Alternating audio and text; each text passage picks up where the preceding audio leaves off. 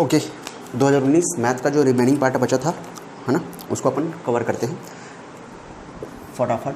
Question number है 56। Question number 56 दिया है। 56 बोलता है अगर x star y is equal to 2x plus 5y, तब बोलता है 3 स्टार 5 स्टार 3 से कितना बड़ा है। 3 स्टार 5 स्टार 3 से कितना बड़ा है। तो कुछ नहीं करना है अपने को, यहाँ पे 2x, x की जगह क्या दिखता है 3 और y की जगह क्या 5, तो हो जाएगा 2 तिया कितना 6 प्लस 5 पंचे कितना 25 बराबर कितना हो गया 31। सिमिलरली यहाँ अब यहाँ पे x की जगह कितना है, यहाँ पे x की जगह 5, यहाँ x की जगह कितना था 3, अब यहाँ पे x की जगह कितना है 5, तो इस वाले कंडीशन पे क्या हो जाएगा 5 दूनी 10 वैसे कितना हो गया 5 तिया 15, ये टोटल कितना हो गया 25। बोलता है कि 3 स्टार 5 स्टार 3 से कितना ज़्यादा है, तो कितना ज़्यादा दिखता है तो 6 अधिक दिखता है। कितना अधिक दिखता है 6। Option number C, option number C. अगला है एवरेज से क्वेश्चन है 45 नंबर बोलता है 35 छात्रों की एक कक्षा में 45 नंबर क्वेश्चन 45 नंबर का क्वेश्चन है 45 नंबर बोलता है कि 35 n इक्वल टू कितने हैं 35 विद्यार्थियों की एक कक्षा में विद्यार्थियों की औसत आयु कितना है 17 है। औसत आयु कितनी है, इनकी जो औसत है एवरेज है वो कितना है 17 है। एक शिक्षक उस कक्षा शिक्षक तथा विद्यार्थी की औसत आयु कितना है 18 वर्ष है, मतलब 18 वर्ष है। इसमें अगर मैं शिक्षक को भी जोड़ दूँ, शिक्षक को जोड़ दूंगा तो टोटल छात्र कितने थे 35, अब शिक्षक को जोड़ के कितने हो जाएंगे 36, जिससे इनका एवरेज कितना हो जाता है 18। तो कितने का वृद्धि हो रहा है 1 का, कितने का वृद्धि हो रहा है 1 का। तो ये जो 1 है ठीक है ना, 1 का वृद्धि हो रहा है, तो ये जो 1 है तो सभी में बढ़ेगा। टोटल कितने लोगों में बढ़ेगा 36 लोगों में है ना, पूरे 36 लोगों में बढ़ेगा। ठीक है, तो पहले एवरेज कितना था 17 था, तो ठीक है अब कितने लोग हो गए हैं, अब हो गए हैं 36 लोग और एवरेज कितना था 17। कितने का वृद्धि हो रहा है 1 का, तो ये जो 1 का वृद्धि है इस टोटल 36 लोगों में पड़ेगा। तो 7 6 13 की 3 हाथ में 1 और 3 और 2 कितना 5, अतः उस टीचर का उसी का पूछा होगा है ना। तो शिक्षक की आयु क्या है, तो शिक्षक की आयु क्या हो जाएगी 53 वर्ष। ठीक है, समझिए देखिए टोटल कितने छात्र हैं 35, उनका एवरेज कितना है 17, जैसे टीचर को शामिल किया जाता है तो टोटल कितने हो गए 36, तो बढ़ कितना रहा है 1, बढ़ कितना गया 1। तो देखो 17 तो था ही, 17 तो एवरेज उनका था ही, 17 तो उनका एवरेज था ही। जैसे ही टीचर आए तो अब कितने लोगों पे 1 का प्रभाव पड़ेगा, पूरे 36 लोगों पे। तो एवरेज तो 17 था ही, अब 36 लोगों पे 1 का प्रभाव पड़ेगा। पहले 35 थे, अब 1 के आने से पूरे 36 लोगों पे 1 बढ़ेगा, मतलब टोटल कितना 53। वो जो आया है ज़्यादा लेके आया, कितना 1 सबको अधिक कर रहा है। ये एवरेज का कॉन्सेप्ट है, सिंपल सा कॉन्सेप्ट है, ट्रिकी अपन इसको यूज़ करते हैं। आई होप समझ में आया होगा। पहले से 17 था, पहले कितने थे 35, जैसे टीचर आया तो 1 का वृद्धि होगा, 1 का वृद्धि कितने में होगा पूरे 36 लोगों में होगा। अगर जैसे किसी के आने से उनके एवरेज में कमी हो जाती है तो पूरे के पूरे 36 लोगों पर उतने कमी का प्रभाव पड़ता है। ठीक है, बढ़ते अगले क्वेश्चन में। ठीक है, अगला है time walk, distance, train, boat, नाव, धारा, जो भी बोलिए है ना। क्वेश्चन नंबर है 46। क्वेश्चन नंबर 46 बोलता है एक पानी टंकी का 4/7 भाग, एक पानी टंकी का 4/7 भाग 8 घंटे में भरता है।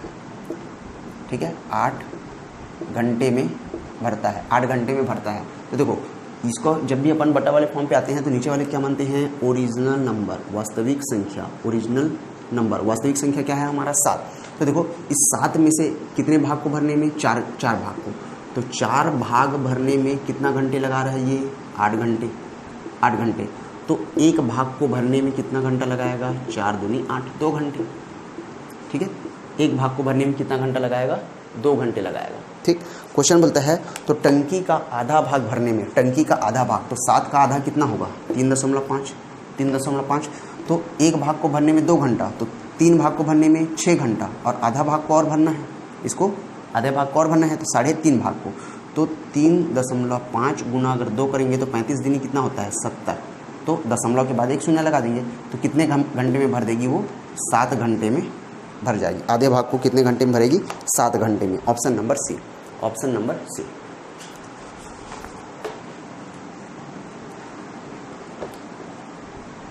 ठीक है 46। अगला है 48 नंबर। ठीक है 48 नंबर बोलता है कि दो कार एक बिंदु ए से 12 मिनट के अंतराल में 20 किलोमीटर प्रति घंटे की चाल से चलते हैं। 12 मिनट के अंतराल में, तो 12 मिनट में 48वां नंबर क्वेश्चन है। ठीक है क्वेश्चन पहले पढ़ लेते हैं। दो कार एक बिंदु से 12 मिनट के अंतराल में 20 किलोमीटर प्रति घंटे की चाल से चलता है। 20 किलोमीटर प्रति घंटे की चाल से चलता है। तो 12 मिनट में पहली कार द्वारा, ठीक है 12 मिनट में पहली कार द्वारा तय दूरी कितनी हो जाएगी पहली कार में? तो दूरी बराबर क्या होता है? दूरी बराबर हो जाएगा समय, है ना। दूरी बराबर क्या हो जाएगा? समय गुणा चाल हो जाएगा, समय गुणा चाल। ठीक है तो कितना मिनट? पहले 12 मिनट, तो 12 मिनट मतलब 12/60 घंटा इंटू चाल कितना दे रखा है? 20 किलोमीटर प्रति घंटा। 20 किलोमीटर प्रति घंटा, और ये भी घंटे में, तो घंटे से घंटा कैंसल, 0 से 0 कैंसल, 2 एकम 2 तिया, 3 एकम 3 चौक, तो ये कितना हो गया? 4 किलोमीटर। ठीक है 4 किलोमीटर। अब क्वेश्चन क्या बोलता है?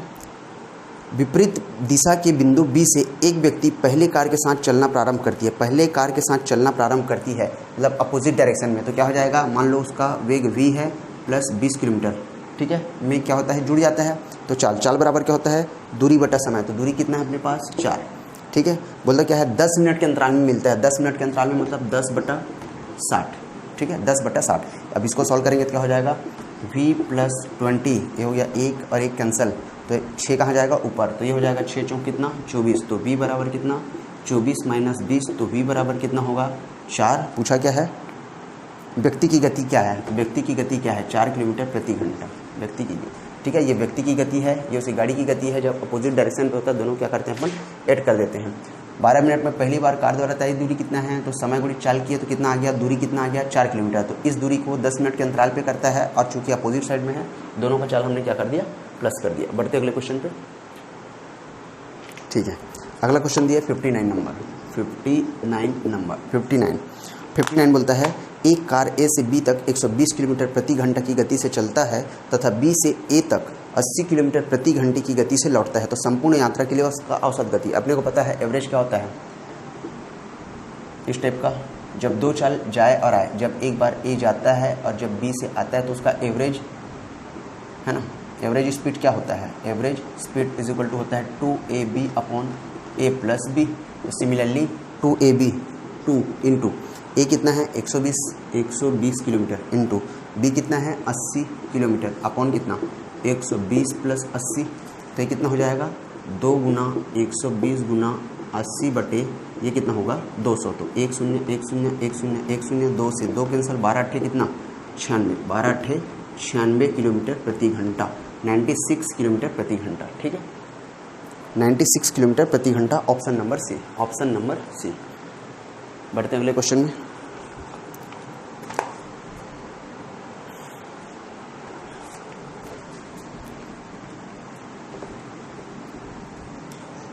ठीक है परसेंटेज प्रॉफिट एंड लॉस से क्वेश्चन करते भी। Percentage profit and loss question number है 61। 61 बोलता है किसी आयत की लंबाई में 20% की वृद्धि तथा चौड़ाई में 20% की कमी कर दी जाए तो नए आयत का क्षेत्रफल क्या होगा? आयत, ठीक है अपने को पता है आयत का क्षेत्रफल क्या होता है? लंबाई गुना चौड़ाई होता है। ठीक है तो मान लेते हैं आयत की लंबाई पहले 100 रहा होगा, ठीक है, और इस आयत की चौड़ाई जो है ये भी 100 रहा होगा।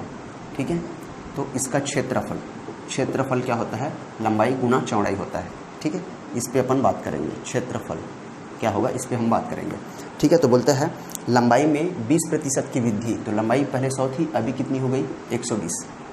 ठीक है और चौड़ाई में 20% की कमी, पहले 100 थी, अभी कितना हो गया? 80। रेशियो मेथड से 0 से 0 कैंसिल, 0 से 0 कैंसिल। ठीक है क्षेत्रफल कैसे निकलता है? लंबाई गुणित चौड़ाई, मतलब 10 दहन कितना? 100, अब 12 अट्ठे कितना? 96। पहले 100 था, अभी कितना है? 96। तो कितने का कमी दिख रहा है यहाँ पे? 4% की कमी दिख रहा है। ये हो गया अपना क्या आंसर। पहले 100 था, अभी कितना हो गया? 96, मतलब 4% की कमी। Option number B. ठीक है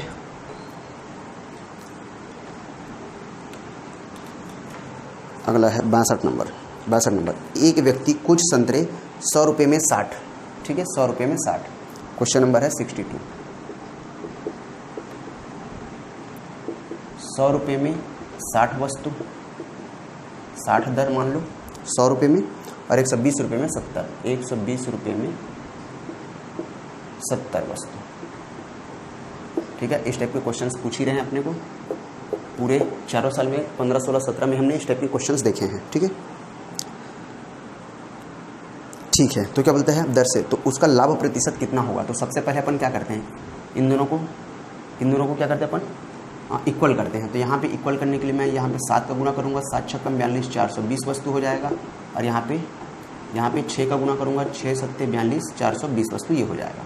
तो यहाँ 7 का गुना किया तो ये कितना हो जाएगा 700, और यहाँ पे 6 से गुना किया तो कितना हो गया 12 छक्का 72, ये हो गया 700 रुपया, ये हो गया 720 रुपया, ठीक है, 720 रुपया। तो खरीदा कितने में 700 और बेच कितने में रहा है 720 रुपये में। कितने का फ़ायदा 20 का फ़ायदा।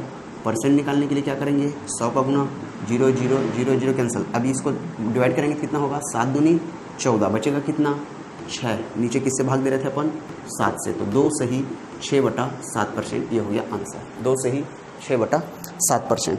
Option number C, option number C. Okay, अगला दिया है 63 नंबर। 63 नंबर बोलते हैं किसी वस्तु का क्रय मूल्य उस वस्तु के विक्रय मूल्य का 20% है। उस वस्तु के विक्रय मूल्य का, तो मान लेते हैं विक्रय मूल्य उस वस्तु का कितना रहा होगा 100 रहा होगा। तो 100 का 20% कितना होगा 20 होगा। 100 का 20% कितना होगा 20 होगा। तो किसी वस्तु का क्रय मूल्य उस वस्तु के विक्रय मूल्य का 20% है, तब विक्रय मूल्य क्रय मूल्य का कितना प्रतिशत है, क्रय मूल्य का कितना प्रतिशत है, ठीक है। विक्रय मूल्य क्रय मूल्य का कितना प्रतिशत है, तो हमने माना विक्रय मूल्य ये हो गया। अब हमारा क्रय मूल्य कितना है 20 है, तो क्रय मूल्य का कितना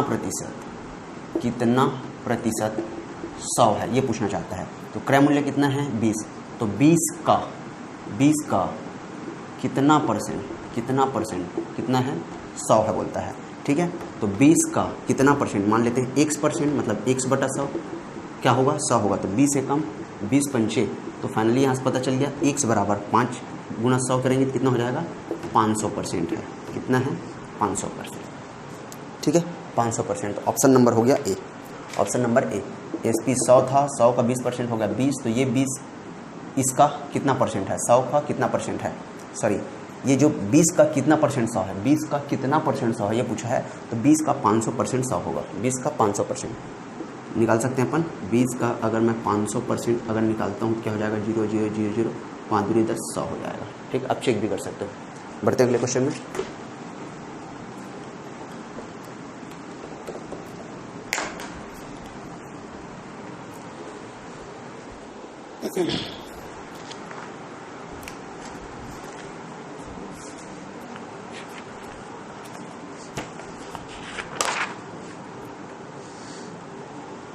ठीक है, वॉल्यूम से क्वेश्चन है। क्वेश्चन नंबर है 69। क्वेश्चन नंबर 69 बोलता है धातु के बने एक घनाभ का भार 500 किलोग्राम है। यदि इसकी सभी विमाओं को पूर्व की विमाओं का 20% कर दिया जाए। मतलब घनाभ क्या होता है लंबाई गुणित चौड़ाई गुणित क्या होता है ऊंचाई। मतलब पहले 100% लंबाई 100% चौड़ाई और 100% क्या है ऊंचाई रहा होगा, जो कि कितना था 500 kg, ठीक है 500 kg था। अब इस 500 kg का बोलता है सभी विमाओं को पूर्व विमाओं की 20% कर दिया जाए। तो इसका सिर्फ 20% किया जाए तो 20/100 इंटू 20/100 इंटू 20/100। तो बोलता है नए घनाभ का भार कितना हो जाएगा। नए घनाभ का भार तो 1 2 कैंसल, 1 2 कैंसल, 3 कैंसल, तो 1 2 3 कैंसल, 2 1 कम, 2 पंचे कैंसल, 5 से 5 कैंसल, 2 दूनी 4 दूनी कितना हो जाएगा 8, ठीक है 8 किलोग्राम आएगा। गलत कर लिए क्या अपन, क्या है 4 किलोग्राम 8 किलोग्राम तो दिया हुआ है। 100% का 500 किलोग्राम, ठीक है। तो 500 किलोग्राम का 20/100 20/100 20/100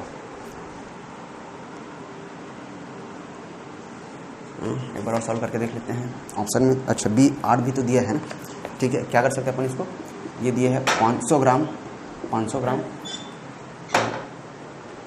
ठीक है। ये अपना घटाने में मिस्टेक हो रहा था, ये हो जाएगा 500, क्योंकि 20% तीनों एंगल से कम होगा तो 8 में थोड़ा कम ही आना चाहिए, है ना। तो ये होगा 20 बटे कितना 100 इंटू 20 बटे कितना 100 इंटू 20 बटे कितना 100, ये हो जाएगा 20 से कम 20 पंचे 5 एक कम 5 100 बार, 100 से 100 कैंसिल, 1 2 1 2 2 दूनी कितना 4, 2 दूनी कितना 4, तो ये हो जाएगा आंसर 4 किलोग्राम, 4 किलोग्राम हो जाएगा आंसर, ठीक है। Option number A, option number A. बढ़ते अगले क्वेश्चन में, कौन सा नंबर था 69।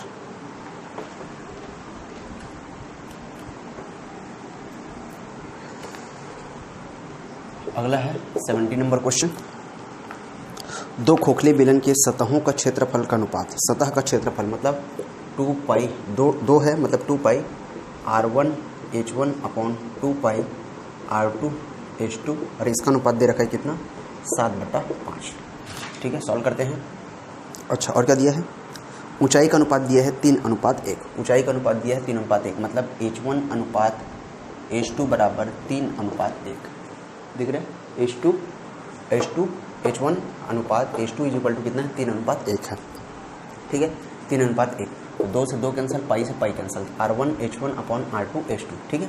तो अब R निकालते हैं पहले, R1 upon R2 into H1 का वैल्यू कितना 3 और H2 का वैल्यू कितना 1 बराबर कितना 7/5, तो R1 upon R2 is equal to ये कितना हो जाएगा 7/5 दिया कितना हो जाएगा 15, ठीक है।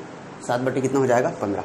अब ये पूछा क्या है, इनके आयतनों का अनुपात कितना होगा, किसके, बेलन के आयतन का अनुपात। तो बेलन का आयतन का अनुपात क्या होता है, बेलन का आयतन का अनुपात होता है क्या पाई R² H1, ठीक है। 2 ठो है मतलब पाई R1² H1 upon pi R2² H2, इसका अनुपात निकालना है। तो पाई से पाई कैंसिल, R1 कितना है 7, तो हो गया 7 7 49 इंटू, ठीक है।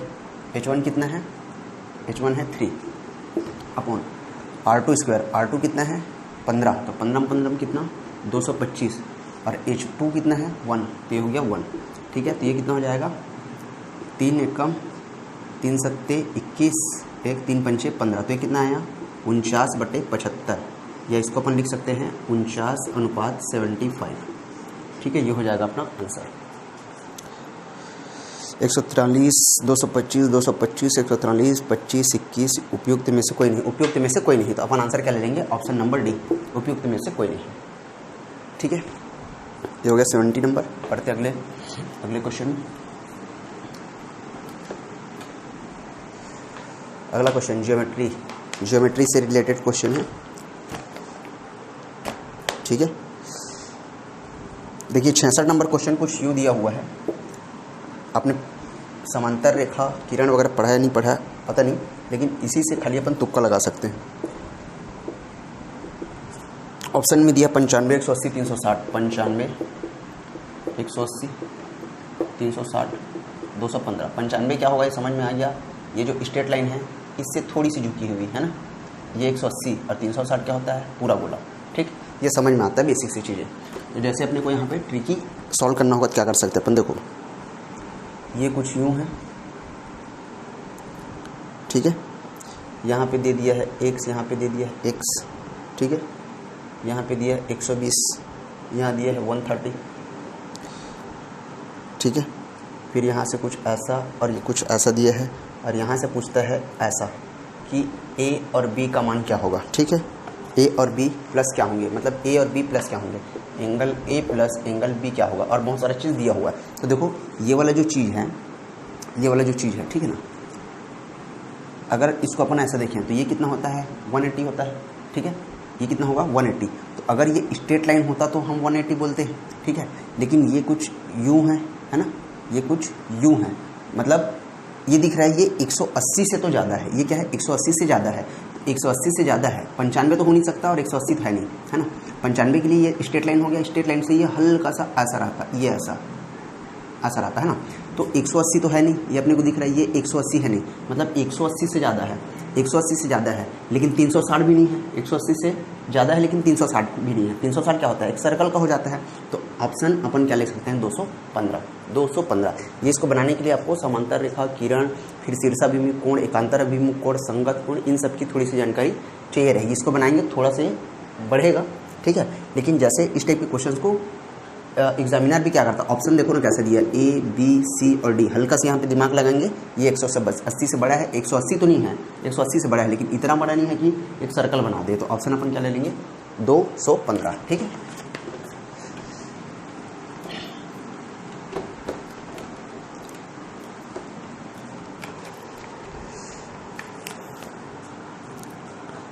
ओके 67, ठीक है। 67 बोलता है ए बी बराबर इतना, डी बराबर इतना, ए बी सी और डी ई एफ क्या है, ठीक है, समरूप हैं, ठीक है, सर्वांग सम है, ठीक, सर्वांग सम है। तो त्रिभुज ए बी सी ऐसा बोलना चाहता है। ये ए है और ये बी है और ये सी है। ए बी कितना है, 18.2, ए बी कितना है, 18.2 है।